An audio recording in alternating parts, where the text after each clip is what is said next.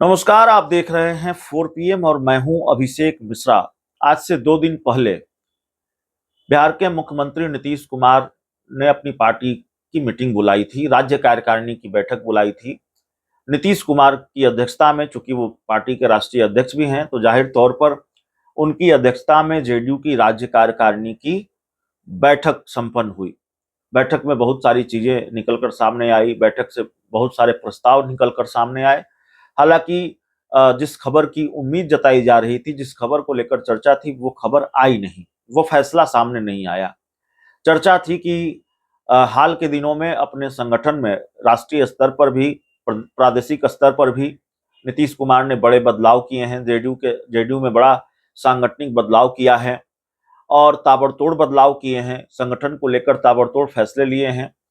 तो पार्टी की राज्य कार्यकारिणी की बैठक में एक और बड़ा फैसला संगठन को लेकर हो सकता है और शायद प्रदेश अध्यक्ष बदल दिए जाएं, पार्टी को नया प्रदेश अध्यक्ष मिल जाए।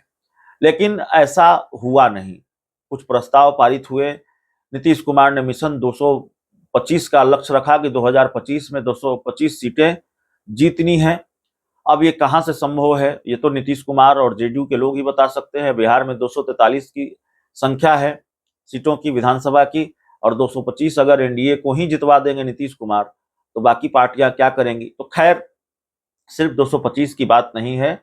खबर यह है कि जेडीयू इस बात को लेकर अड़ गई है। जेडीयू ने पूरी तरह से अपना स्टैंड साफ कर दिया है बीजेपी के सामने कि हम 120 सीटों पर लड़ेंगे। 110 120 सीटों के आसपास जेडीयू चाहती है चुनाव लड़ना।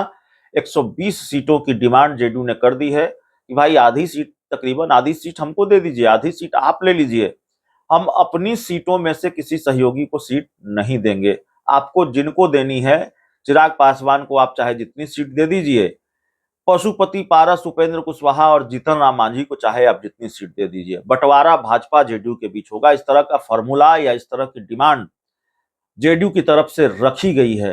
नीतीश कुमार जब दिल्ली गए थे तो उसमें भी ये बात निकल कर सामने आ रही है कि अपने करीबी नेताओं संजय झा, ललन सिंह के जरिए बीजेपी तक ये बात नीतीश कुमार ने पहुंचा दी है।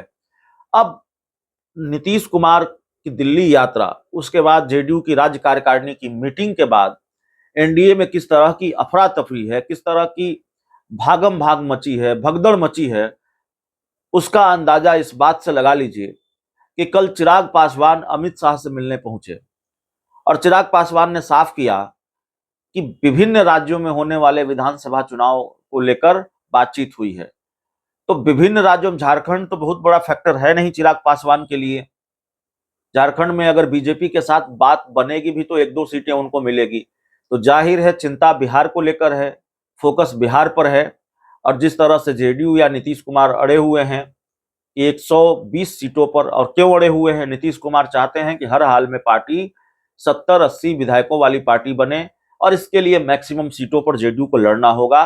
तो ये बहुत हिसाब किताब साफ है, गणित बहुत साफ है। इसीलिए जेडीयू चाहती है कि 120 सीट कम से कम वो लड़े विधानसभा चुनाव में।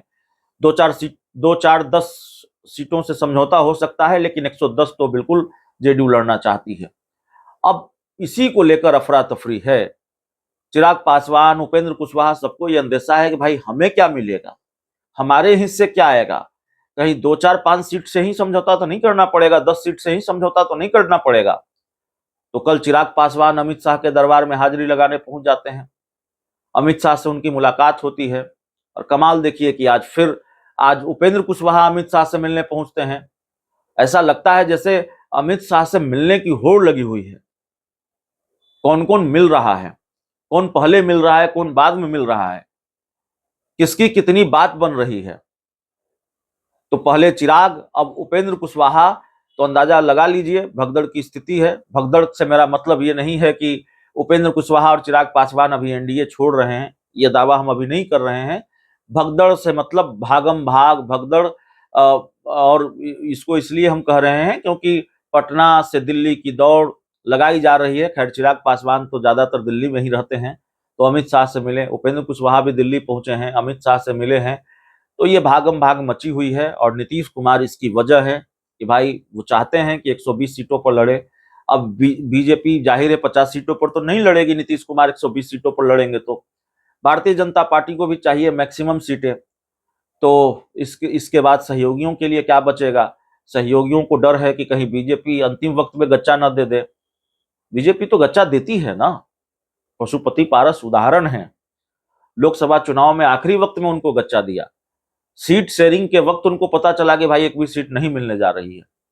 उससे पहले तो नड्डा भी मिल रहे थे, अमित शाह भी मिल रहे थे, प्रधानमंत्री भी मिल रहे थे पशुपति पारस से। तो जाहिर है डर है चिराग पासवान को, उपेंद्र कुशवाहा को, और दिल्ली की दौड़ लगी हुई है, अमित शाह के दरबार में हाजिरी लग रही है बिहार एनडीए के नेताओं की। बहुत बहुत धन्यवाद।